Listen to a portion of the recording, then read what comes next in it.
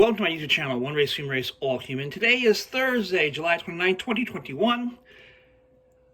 When will the Justice Department defend federal officials? Or when do they act outside the scope of their federal job? Let's see. Republican Congressman Mo Brooks of Alabama has continuously denounced the investigation into the January 6th attack on the Capitol, which he urged to happen. Congressman Brooks has said he didn't believe the riot would turn violent, but yesterday he told a reporter that he actually was tipped off about potential violence, he says, and he also said, "I was warned on Monday that there might be risks associated with the next few days," this meaning that week in January 6th. "And as a consequence of those warnings, I did not go to my condo. Instead, I slept on the floor of my office. And when I gave my speech at the Ellipse, that was at the Trump rally, I was wearing body armor. That's why I was wearing that nice little windbreaker to cover up the body armor." And now, just 24 hours after receiving a lot of comment about his wearing body armor on the day that the Trump mob became so violent, Mo Brooks has revised his remarks for wearing the body armor by telling a CNN reporter that he often wears body armor. His wife has wanted him to wear body armor because he has been threatened before. He said, "You take the necessary precautions, much like you might bring an umbrella when it's raining." Congressman Brooks is being sued by Congressman Eric Swalwell, who has accused Brooks of inciting violence at the Capitol that day by urging the protesters to start taking down names and kicking ass, which they certainly did try to do.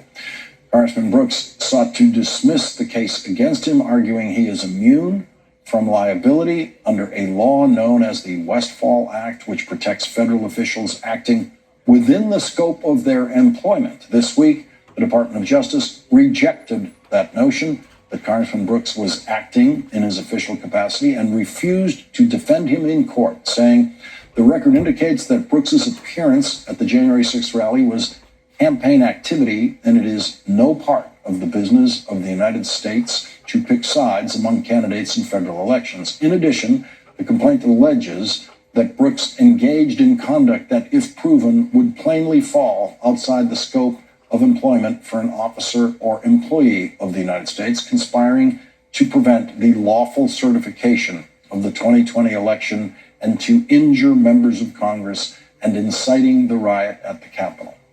Alleged action to attack Congress and disrupt its official function is not conduct a member of Congress is employed to perform. Joining our discussion now, Lawrence Tribe, University Professor of Constitutional Law Emeritus at Harvard Law School. He has won 35 cases in the United States Supreme Court. Professor Tribe, thank you very much for joining us tonight. The Justice Department's decision on the Brooks case, does that have any impact on how they might approach Donald Trump as a civil defendant in the same kind of lawsuit? It certainly does, Lawrence. The Justice Department's brief not only said that it is no part of the job of any congressperson to attack Congress, to incite insurrection, it pointedly said it's no part of any federal employee's job to do any of those things.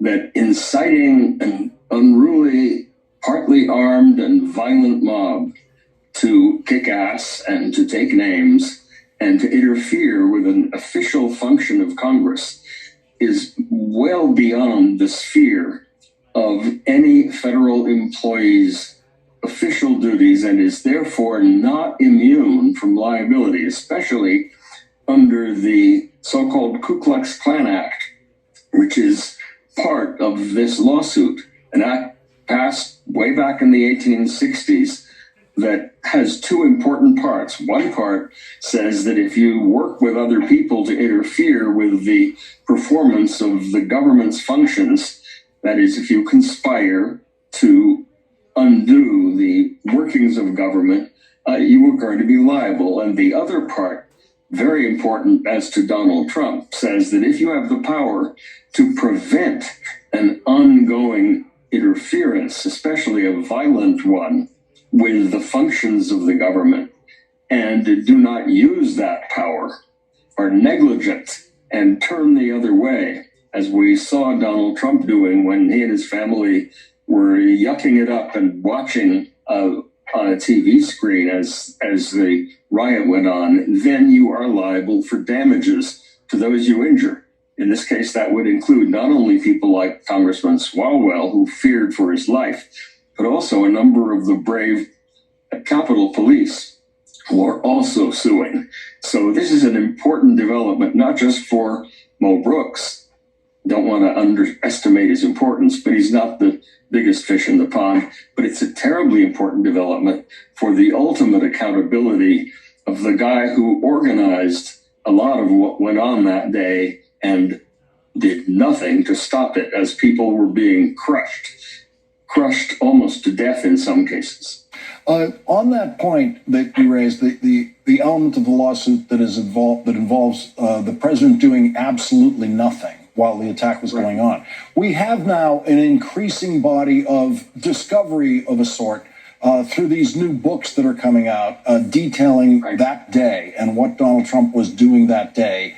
That material is now all available to the lawyers in the Swalwell lawsuit. They can use that as the basis for subpoenas to people like Ivanka Trump, is reported in that book, in some of the books, as having gone to her father repeatedly to say, you've got to do something, and he didn't do anything, and others, and the manipulations that they were trying to do. And they were specifically, there's reports of Donald Trump just specifically actively refusing to do anything. All of that can be lifted out of what is now the book context and put in under oath depositions by the witnesses who actually participated in that as this lawsuit goes forward. Isn't that what we'll see in the discovery process? Exactly, and we'll certainly see this very powerful committee that Nancy Pelosi has put together that includes people like Liz Cheney and Adam Kinzinger, and of course Adam Schiff and Jamie Raskin and a number of others. A committee that is going to hear evidence directly from some of the people who were in communication with the White House at the time. Jim Jordan can't quite remember whether he didn't talk to the president or did talk to the president during that time, but he's going to have to refresh his memory. And the Justice Department has made clear that executive privilege is not going to be available in many of these cases. So we are witnessing the unraveling of the cover-up of the worst insurrection since the Civil War in the history of this country. This is serious, and it's not going to end well for Donald Trump. Although he's squeezed out of all kinds of fixes before, and I wouldn't underestimate him. He's a very slippery eel. Professor Lawrence Tribe, thank you very much for joining our discussion tonight. Thank you, Lawrence. And coming up, President Biden is now working on a new legislative strategy for voting rights. Sirlena Maxwell and John Hallivan will join our discussion next.